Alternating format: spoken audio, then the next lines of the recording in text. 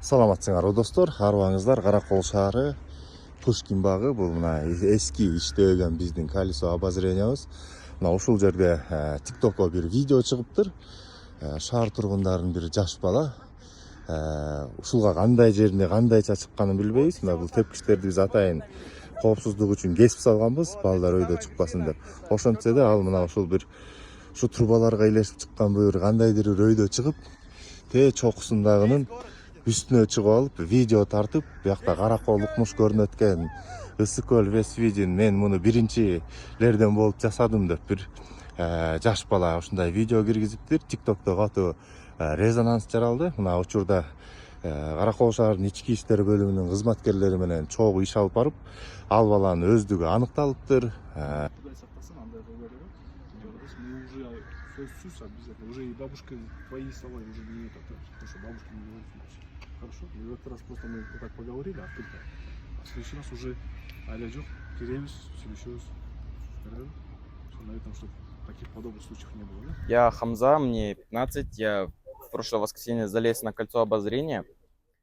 Я сейчас осознаю, что мог упасть или сорваться, но тогда мне было просто интересно, смогу ли я залезть, нет. Вот. Меня никто не заставлял, и я был один.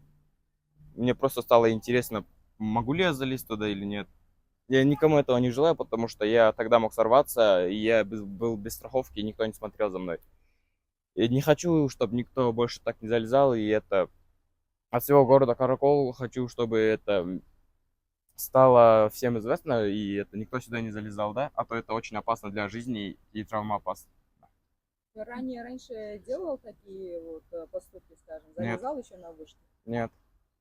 Только я тогда по глупости это сделал, да, просто стало интересно. Ты об этом сожалеешь? Да. Извинения просишь, да? Да, я прошу извинения, что залез туда.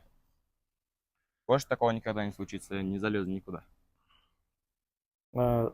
Здравствуйте, я являюсь инспектором ИДН города Каракол, капитан милиции Бейшибаев Асхат Замирбекович. В данном случае мы провели с Хамзой разъяснительные работы, что так поступать это очень глупо и опасно.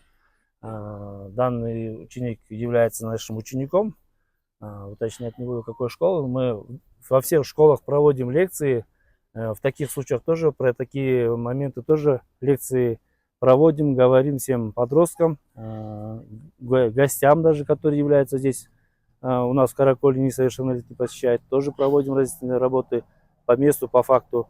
Но несмотря на это, такие случаи проявляются. Конечно, об этом, как сказать, можно, что работу проводим, но все-таки проявляются такие случаи. Но по мере возможности мы поговорили с данным мальчиком. Впредь уже такое не будет, да, Хамза? Не будет вообще. Это вообще глупо. Ну и что хочу сказать впоследок, что мы также, сотрудники ИДН города Каракол, также проводим и будем проводить в этой сфере, в таких случаях, чтобы таких случаев больше не повторялось, будем проводить свои работы.